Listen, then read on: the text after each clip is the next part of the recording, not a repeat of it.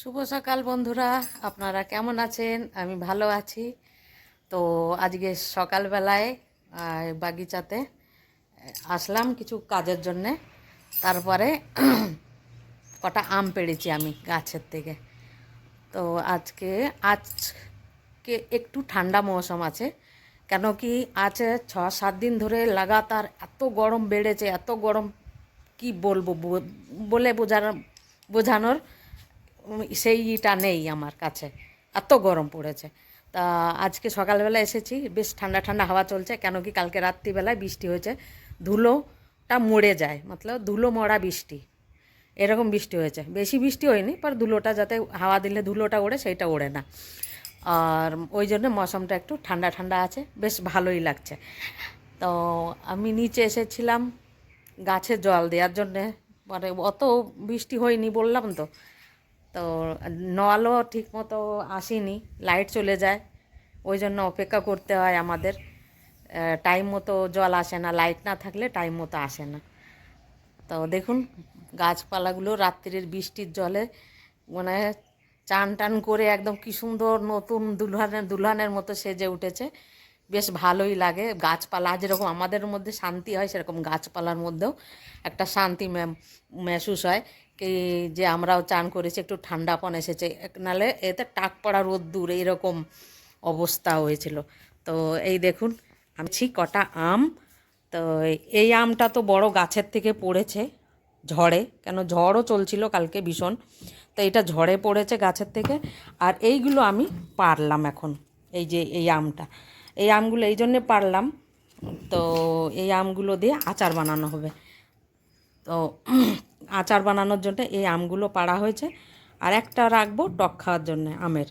তো আমাদের বাড়ির সবার ফেভারিট হচ্ছে আমের টক।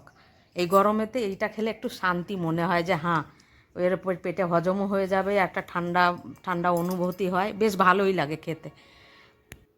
আজকে আমি বানাচ্ছি করলার তরকারি। তো দেখুন করলাকে সকালবেলায় ওই 10টা নাগাদ আমি রান্নাঘরে আসি, তো কেটে নিয়েছি, কেটে নিয়ে তো এক একটা করলা 4 টুকরো করে করেছি। দেখুন এই সাইজটা দেখে নিন, বুঝতে পারবেন তাহলে। তো এই যে করলাটা এইভাবে কেটে নিয়ে আমি এটাকে নুন মাখিয়ে রেখে দেবো 5 থেকে 10 মিনিট, তাহলে পরে যে এর তিতোটা বেরিয়ে যাবে। তো এই যে এইভাবে কাটলে পারে না, তিতো বেরিয়ে যায়, বেশি তিতো লাগে না, এমনিও না করলেও পারেন এটা।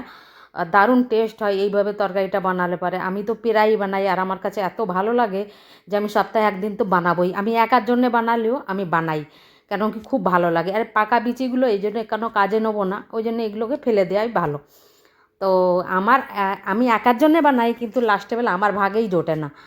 তো এই দেখুন এতে মশলা একটু দিয়েছি, জিরে বাটা, আর এই দেখুন কাজু, আর এই যে পামকিন সিড, 4টে গুনে কাজু দিয়েছি, আর অল্প একটু পামকিন সিড এর মধ্যে দিয়ে দিলাম। দিয়ে পেশা তো যায় না, সেই জন্য ওর নিচে আমি ধনের গুঁড়ো 1 চামচ আর 1 চামচ জিরে পাউডার দিয়ে দিয়েছি। এছাড়া আর কিছু নেই এতে, আর একটু আদা।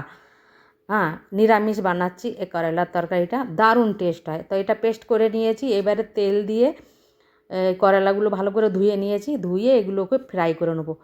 তো এগুলো ভাজা ভালো করে হয়ে গেলে না, সত্যি বলছি একটুও তিতো লাগে না। যারা তিতোর জন্য খেতে না চায় তারাও খাবে, এত সুন্দর টেস্ট হয় এতে।